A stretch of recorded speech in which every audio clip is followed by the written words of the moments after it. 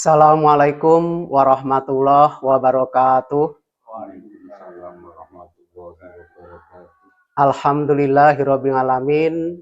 Puji syukur kita panjatkan kehadirat Allah Subhanahu wa taala karena atas rahmat dan karunia-Nya kita pada hari ini dapat menjalankan ibadah puasa dengan baik dan tanpa halangan suatu apapun. Pada kesempatan kali ini, saya akan membawakan acara talk show Ramadan dari Cabang Dinas 5, Dinas Pendidikan dan Kebudayaan Provinsi Jawa Tengah tahun 2026 dengan tema Momentum Transformasi Terbaik. Berbicara mengenai transformasi, transformasi itu sendiri adalah perubahan yang mendasar dan menyeluruh. Dalam konteks bulan suci Ramadan, transformasi bisa dihubungkan dengan ibadah yang kita lakukan. Puasa tidak hanya sekedar kutiba alaikumusiyam atau sekedar menggugurkan kewajiban, tapi Ramadan adalah momen untuk melakukan transformasi diri demi mencapai derajat yaitu la'allakum tattaqun. Nah, la'allakum tattaqun ini harus dibuktikan dengan adanya perubahan pola pikir, perubahan perilaku, dan perubahan-perubahan mendasar lainnya yang dapat membawa kita kembali menjadi Idul Fitri atau menjadi manusia yang baru. Nah, untuk membahas tema yang menarik tersebut telah hadir di sini yang pertama yaitu Bapak Baidowi selaku Guru Pendidikan Agama Islam dari SMK Darul Fikr Andong. Kemudian yang kedua Bapak Ali Rosidi selaku Wakil Kepala Sekolah di bidang kesiswaan. Untuk mempersingkat waktu, langsung saja kesempatan yang pertama saya berikan kepada Bapak Ali Rosidi. Dipersilahkan. Terima kasih moderator. Jadi sesuai dengan judul, transformasi menuju ke arah yang lebih baik. Transformasi itu adalah perubahan. Memang di dalam Al-Quran sudah dijelaskan tujuan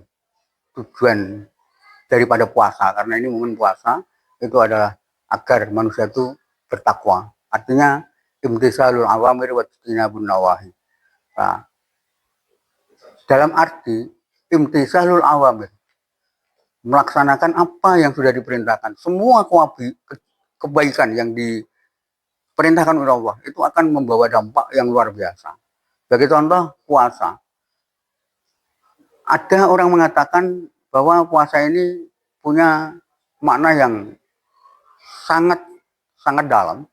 Ketika apa? Ketika kita melaksanakan puasa, tidak mungkin orang puasa kok tidak lapar. Pasti orang mengatakan bahwa puasa itu pasti lapar. Nah, laparnya orang puasa itu kan ada batas. Paling ketika subuh sampai terbenamnya matahari. Tetapi ketika kita melihat di luar sana banyak orang yang belum beruntung dalam hal ekonomi, yang ditimpa kelaparan, ya kelaparan bagi mereka-mereka yang di luar sana itu kan nggak ada batas. Nah, ketika kita bisa merasakan sebuah lapar yang begitu mungkin bagi sebagian orang lapar itu adalah sebuah penyiksaan, maka kita diharapkan bisa merasakan kelaparan orang-orang di luar sana. Apa yang terjadi? Kita punya rasa solidaritas. Oh, dia itu lapar tidak ada batas. Sementara kita ya, lapar paling subuh sampai zuhur. Jadi diharapkan orang puasa itu punya nilai perubahan di mana ketika belum puasa dia tidak punya rasa kepedulian terhadap sesama. Setelah merasakan bagaimana puasa itu ternyata kok ya merasakan kelaparan, nah ini diharapkan bisa berbagi kepada orang-orang yang di luar sana mungkin belum beruntung dalam hal ekonomi. Yang kedua, puasa ini jangan seperti ular. Ular itu ketika puasa dia puasa selesai tetap jadi ular. Jadi ular. Iya. Nah, yang diharapkan apa? Puasa seperti kupu-kupu. Ketika ya bisa bertransformasi, bisa berubah. Perubahannya pun luar biasa baik. Ketika ulat dulu orang banyak takut. Ya. Setelah ulat ini ditakuti orang, akhirnya dia punya niat, saya supaya disenangi orang bagaimana? Puasa.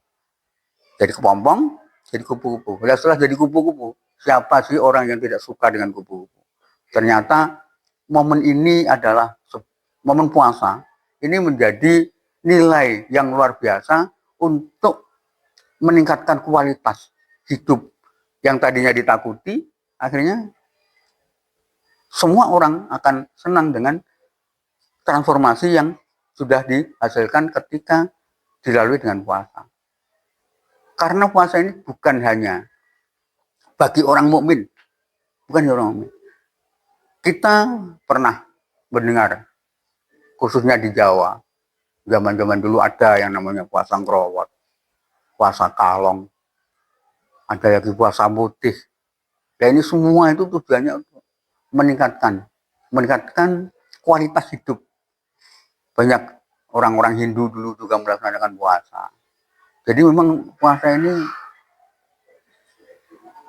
diharapkan bisa merubah jati diri manusia yang dulunya mungkin belum bernilai, dengan melewati puasa akhirnya orang itu punya makna dan bernilai di masyarakat pada umumnya. Mungkin itu yang bisa dijelaskan mengenai transformasi, artinya perubahan ke arah yang lebih baik. Dan Pak Dewi bisa menambahkan, monggo. Oke, kesempatan berikutnya silahkan kepada Bapak Baidowi. Terima kasih semuanya. Assalamualaikum warahmatullahi wabarakatuh. Pada para hadirin, hadirat yang hadir di sini yang kami hormati, para pemirsa yang budiman rahimakumullah. Pada kesempatan yang baik ini, kalau saya mengamati betul, mungkin di saat inilah perubahan atau transformasi itu yang paling baik atau yang paling tepat. Karena apa? Ini saya kutipkan dari kitab Durratun Nasihin, karya beliau Syekh Utsman bin Hasan, yaitu idza kana awwalu lailatin min Ramadan yaqulullahu ta'ala. Di saat awal malam dari bulan Ramadan, Allah itu berkata, man dalladzi yuhibbuna fanuhibbu. Barang siapa yang mencintai Allah, maka Allah akan mencintai dirinya. Wa man dalladzi yatlubuna fanudlibu. Dan barang siapa yang meminta kepada Allah, maka Allah akan mengasihinya. Wa man dalladzi yastaghfiruna fanughfiru lahu bi hurmati Ramadan. Dan barang siapa yang meminta ampunan di bulan yang suci ini, maka Allah akan memberikan ampunan berkat kehormatan mulianya bulan suci Ramadan. Kalau dari tadi beliau Bapak Ali Rasyidi mengamati dari segi puasa. Tapi kalau saya lebih condongnya perubahan dari segi karakter, Pak. Ya memang di bulan Ramadan ini adalah sesuatu yang sangat positif untuk perubahan. Mungkin kalau sebelumnya untuk menjalankan perintah-perintah Allah terasa malas sekali. Tapi di bulan Ramadan ini dia bisa berubah sangat baik sekali. Karena apa? Di bulan Ramadan ini futihat lahu abwabul jannah. Pintu-pintu surga dibuka. Wa khuliqat abwabun nar, dan pintu-pintu neraka itu ditutup. Dan setan-setan yang biasanya mengganggu kita dalam perbuatan kebenaran, itu semuanya dirantai atau dibelenggu. Ini adalah momen yang paling tepat untuk perubahan diri seseorang, bertransformasi dari yang sebelumnya tidak taat kepada Allah dan sekarang bisa taat. Karena ini terbukti dan ada cerita dalam kitab tersebut, saya bacakan, ada seseorang, anna rajulan ismu Muhammad, ada seseorang laki-laki yang di situ namanya Muhammad. Ini kebetulan namanya Muhammad, bukan Nabi Muhammad, tapi namanya Muhammad. Karena la yusolli qotun, dia tidak pernah sholat sama sekali. Wis, jane niku ya agamane nggih Islam. Tapi wegah sholat. Ngoten niku. Fa idza dakhala Ramadan yuzayyinu nafsahu bisyabi wa thayyibi. Ketika masuk bulan Ramadan, dia itu langsung menghias dirinya. Mungkin kalau gambarannya sekarang itu dia adus tobat. Terus memakai pakaian yang ala muslim. Terus memberikan dirinya dengan memakai minyak wangi, kemudian ayyutazawiza ani bifaddihi. Harapannya dia itu di bulan Ramadan ini dia bisa berubah. Yang dulunya dia tidak sholat, kemudian dia bisa sholat. Harapannya mendapatkan fadilah atau kemuliaan dari bulan Ramadan. Akhirnya ada seseorang di saat dia itu sudah melakukan tobat, menghiasi dirinya pakai ala pakaian-pakaian yang muslim, kemudian meninggal. Setelah meninggal, dia itu ada salah satu tetangganya yang bermimpi. Dan dia bertanya, faqilallahu ma fa'allahu bika? Apa yang kamu dapatkan? Apa yang Allah berikan kepada kamu ketika kamu di alam barzakh atau dikubur? Melihat karakter, ya, mungkin tetangganya itu dulu melihat si dia itu mungkin ahli maksiat, mungkin tidak pernah sholat, mungkin tidak pernah puasa, yes, tidak pernah zakat. Akhirnya ketika mau ajal mendekat, dia sudah taubat di bulan Ramadan. Sehingga ketika dia wafat, dia mendapatkan ampunan. Faqala ghafaroli rabbi bi hurmati ta'dimi Ramadan. Inilah kesempatan yang baik sesuai dengan momentum untuk merubah diri kita.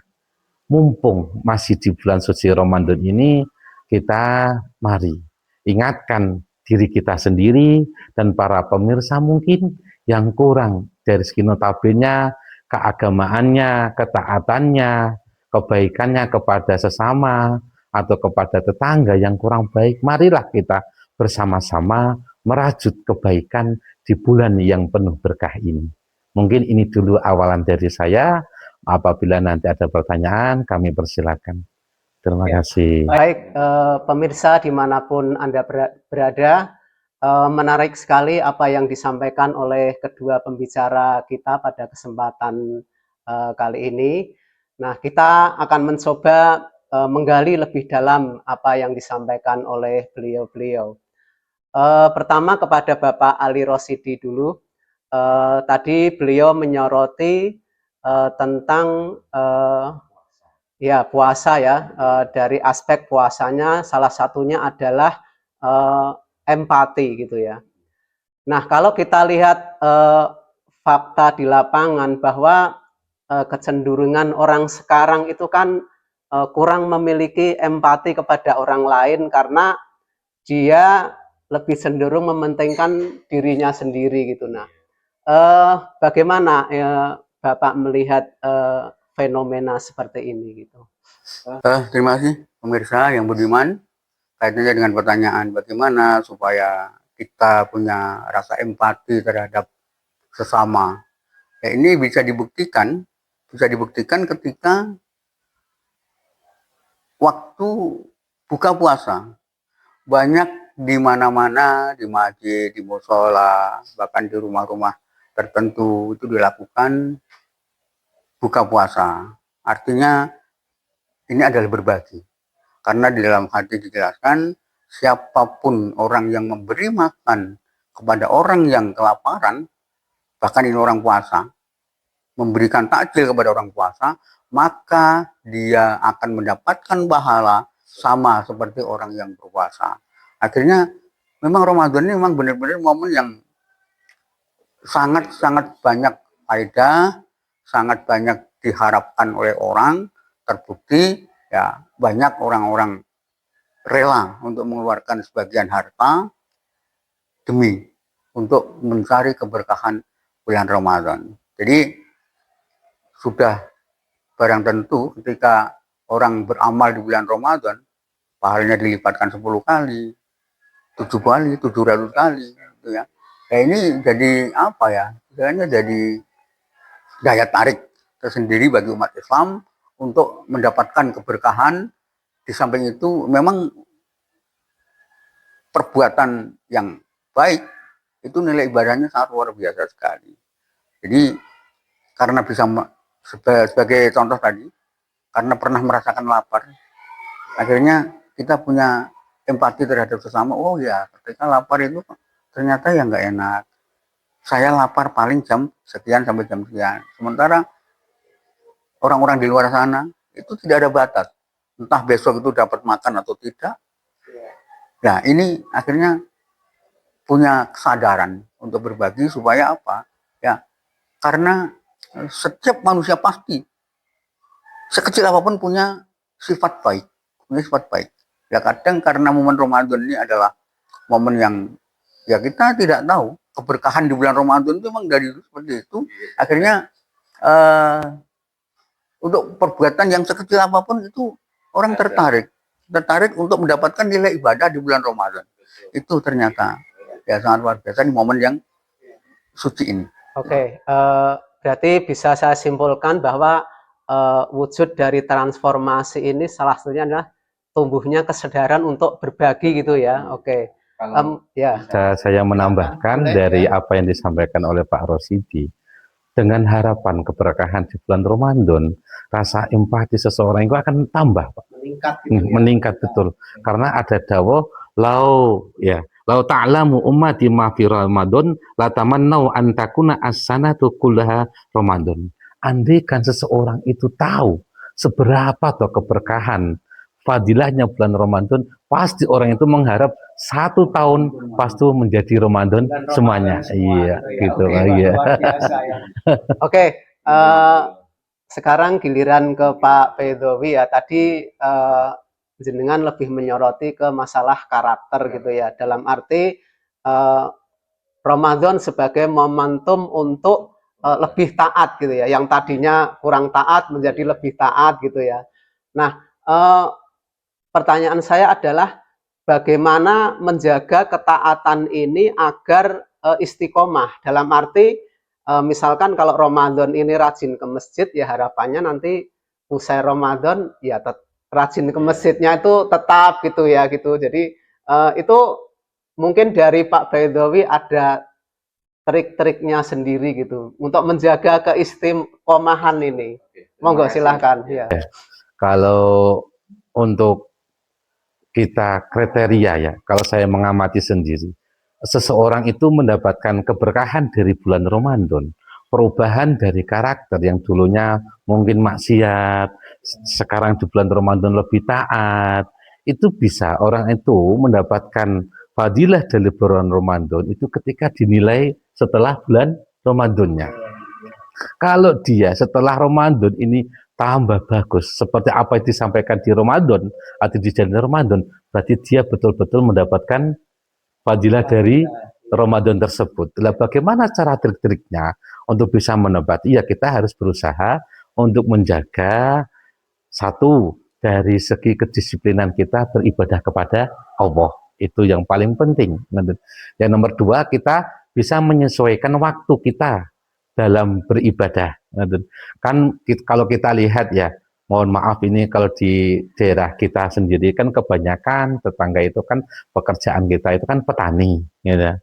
Nah, kalau di bulan Ramadan setelah sholat Isya itu mereka itu berbondong-bondong ikut jamaah. Terus dia melakukan sholat taraweh. Wow. Nah, setelah Ramadan usai kan sudah sholat taraweh tidak ada. Harapan beliau ketika menjalankan sholat taraweh pasti mendapatkan pahalanya lebih banyak di bulan Ramadan. Nah, marilah kita setelah bulan Ramadan sudah usai nanti, kita juga melakukan sholat-sholat sunnah, khususnya sholat qobliyah ba'diyah. Ini adalah contoh gambaran seseorang itu menjadi lebih baik dan mendapatkan keberkahan di bulan Ramadan. Nah, terus untuk masalah waktunya ya kita sesuaikan dengan waktu kita, karena kita itu kan pasti berbeda-beda, kadang apa itu rutinitasnya. Kalau sholat jamaah mungkin bisa secara kolektif kebersamaannya. Untuk yang sholat sendiri misalnya, kayak sholat tahajud itu kan sifatnya kan intern ya. Ini kalau di bulan Ramadan bisa dilakukan mungkin setelah sahur nunggu waktu subuh kita sholat tahajud kan itu. Tapi setelah Ramadan ini ya kita berusaha. Nah, kita dari segi istirahatnya malam, jangan sampai tidur larut malam, sehingga nanti kita bisa bangun sebelum menjelang subuh dan bisa melaksanakan sholat tahajud. Intinya yaitu untuk mencapai dari fadilah Ramadan itu bisa terdeteksi apabila setelah Ramadan dia itu menjadi lebih baik. Itu. Oke, menarik sekali ya. Mungkin dari Pak Ali Rosyidi ada yang ditambahkan. Ya. Terima kasih para pemirsa. Jadi benar kata Ustadz Bedowi. Jadi setelah Ramadan itu kan bulan Syawal. Syawal itu artinya bulan peningkatan. Lah banyak orang yang ketika Ramadan mungkin bisa semalam itu 2-3 juz. Satu Ramadan itu bisa menghatamkan 5-6 kali. Tetapi setelah Ramadan itu kadang 1 tahun itu untuk khatam 2 kali saja susah. Nah ini gimana tingkat nilai peningkatan di bulan Syawal? Mungkin ketika puasa kan dari Rasulullah sudah diwanti-wanti amin soimin laisal jaza wal atas. Jadi banyak orang yang ketika puasa hanya mendapatkan lapar dan haus. Nah, atau mungkin kita ini hanya sekedar gugur kewajiban, puasanya iya, nggak batal tapi menghilangkan pahala puasa. Akhirnya di bulan Syawal tidak ada peningkatan, bahkan terjadi penurunan kualitas ibadah dan kuantitasnya. Fadilah Ramadannya tidak tercapai itu. Mungkin itu. Terima kasih. Oke, pemirsa dimanapun Anda berada, sebenarnya masih banyak yang ingin kita perbincangkan pada kesempatan hari ini. Cuman karena keterbatasan waktu, talk show kali ini akan diakhiri dengan closing statement atau pesan-pesan yang penting kepada pemirsa sekalian. Silahkan untuk ini dari Pak Dowi dulu. Ya. Mengutip dari perkataannya salah satu tabi'in yaitu Yunus bin Ubaid, untuk menjadi orang yang baik dalam hal segi apapun, khoslatani idza sholahatal abdi, ketika ada 2 perkara dan 2 perkara ini baik dilakukan oleh seorang hamba, maka saluhama khairuma min amrihi, semuanya yang dilakukan akan menjadi baik. Yang pertama adalah as-sholatu, yang nomor 2 wal lisan. Orang akan menjadi lebih baik dan baik dalam hal semua aktivitas apabila dia bisa menjaga 1 sholatnya, yang nomor 2 lesannya. Itu saja dari saya. Kan Pak Ali. Terima kasih. Singkat saja bahwa Ramadan itu memang benar-benar bulan yang ditunggu. Bahwa bahkan Rasulullah sudah dawuh waktu itu ketika beliau di hadapan sahabat, ketika orang masuk di bulan Ramadan, kan kok dia merasa senang. Man fariha biduhuli Ramadan haramallahu alan niran. Jadi senang datang bulan Ramadan saya sudah diharamkan masuk neraka. Nek masuk neraka itu haram berarti wajib masuk surga, itu logika kita. Maka ketika Ramadan datang masuk, kita senantiasa kita bahagia karena memang benar-benar Ramadan itu penuh dengan keberkahan. Mudah-mudahan kita nanti ya sesuai dengan sabda Rasul, senang masuk bulan Ramadan, akhirnya kita diharamkan masuk neraka. Terima kasih. Oke, baik. Akhirnya saya ucapkan terima kasih kepada 2 narasumber kita pada hari ini. Mudah-mudahan apa yang kita bahas pada kesempatan hari ini membawa manfaat kepada pemirsa semuanya. Sebelum saya akhiri, secara teori bahwa transformasi itu memiliki setidaknya ada 4 ciri. Yang pertama itu adalah menyeluruh. Nah, menyeluruh ini dalam arti bahwa perubahan yang terjadi itu adalah bersifat fundamental, tidak hanya di permukaan saja seperti itu. Kemudian yang kedua bersifat irreversible, dalam arti ketika seseorang sudah berubah menjadi lebih baik itu ya tidak mungkin akan kembali ke semula atau bahkan lebih buruk lagi seperti itu ya. Nah, kemudian ciri yang ketiga adalah sistemik. Nah, sistemik ini perubahan yang terjadi pada satu bagian tertentu akan membawa perubahan pada keseluruhan sistem seperti itu. Dan yang terakhir adalah bermakna gitu ya.